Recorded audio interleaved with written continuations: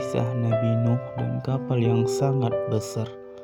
Dahulu sekali, di sebuah negeri yang jauh, hiduplah seorang nabi yang sangat sabar dan penuh kasih sayang kepada kaumnya. Namanya adalah Nabi Nuh alaihi salam. Nabi Nuh diutus oleh Allah kepada sebuah kaum yang sudah sangat jauh dari ajaran kebenaran. Mereka menyembah berhala, patung-patung buatan tangan mereka sendiri, dan menolak untuk mengakui Allah sebagai Tuhan yang Maha Esa.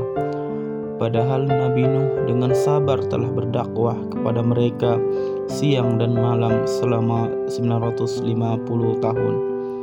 Tapi hanya sedikit yang mau mendengarkannya. Suatu hari Allah memerintahkan Nabi Nuh untuk membuat sebuah kapal.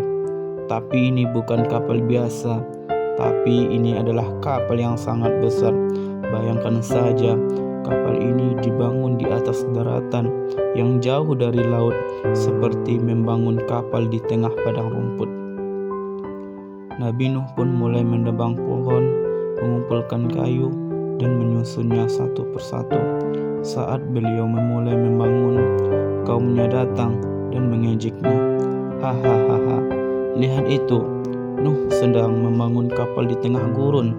Mau jadi tukang kayu sekarang ya? Mana lautnya? Hujan pun tak turun. Gila, benar-benar gila. Tapi Nabi Nuh tetap sabar. Beliau tahu Allah telah berjanji bahwa akan datang banjir besar, dan hanya mereka yang berada di dalam kapal yang akan selamat. Maka beliau terus bekerja, palu demi palu, paku demi paku, bersama dengan para pengikutnya yang setia.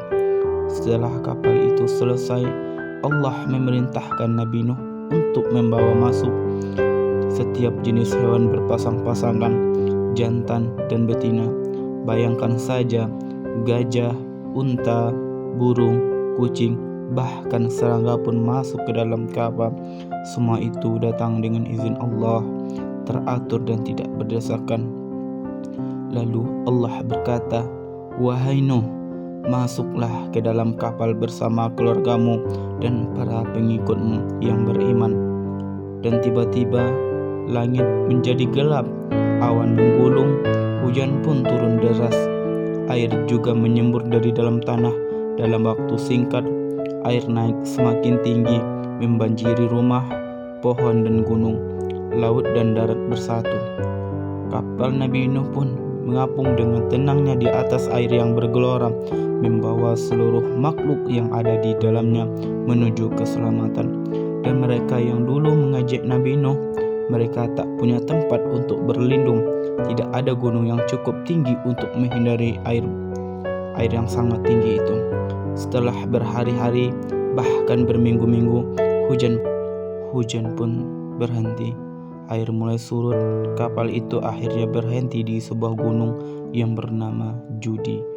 Nabi Nuh dan para penumpangnya pun turun dengan selamat dan memulai kehidupan baru dengan penuh rasa syukur.